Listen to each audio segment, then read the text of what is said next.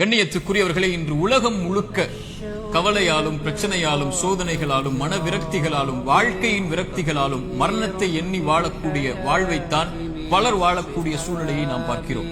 குறிப்பாக வாலிப சமூகத்துடைய ஆண்களும் பெண்களும் பெரும்பான்மையாக இந்த நிலையில் இருக்கக்கூடிய காட்சியைத்தான் நம்மால் பார்க்க முடிகிறது. அல்லாஹுடைய தூதர் ஸல்லல்லாஹு அலைஹி வஸல்லம் இந்த காலம் மறுமை நெருங்கும் போது வரும் என்று சொன்னார்கள். மனிதர்களுடைய இறுதி காலம் நெருங்கும் போது மன்னரைகளை பார்த்து மனிதர்கள் சொல்லுவார்கள், நீங்கள் இருக்கக்கூடிய இடத்தில் நாங்கள் இருக்க வேண்டுமே என்று. மரணித்தவனை பார்த்து உயிர் உள்ளவன் மரணிக்க வேண்டும் என்று ஆசைப்படுவான் என்று அல்லாஹுடைய தூதர் ஸல்லல்லாஹு அலைஹி வஸல்லம் அவர்கள் சொன்னார்கள்.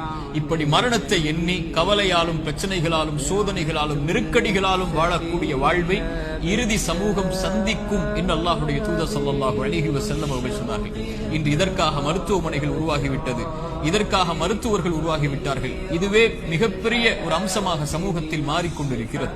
இப்படி சோதனையான காலத்தில் நீங்கள் சோதனைகளை சந்தித்துக் கொண்டிருந்தால், நோயால், செல்வ இழப்பால், கண்ணிய இழப்பால் அல்லது வாழ்க்கையின் நெருக்கடிகளால், உறவுகளுடைய பிரிவால், இது போன்ற எந்த சோதனையில் நீங்கள் சிக்குண்டிருந்தாலும் இந்த செய்தியை செவிதாழ்த்தி கேளுங்கள். இந்த சோதனைகளில் நீங்கள் தனியாக இல்லை, உங்களுடைய இறைவன் உங்களோடு தான் இருக்கிறார்.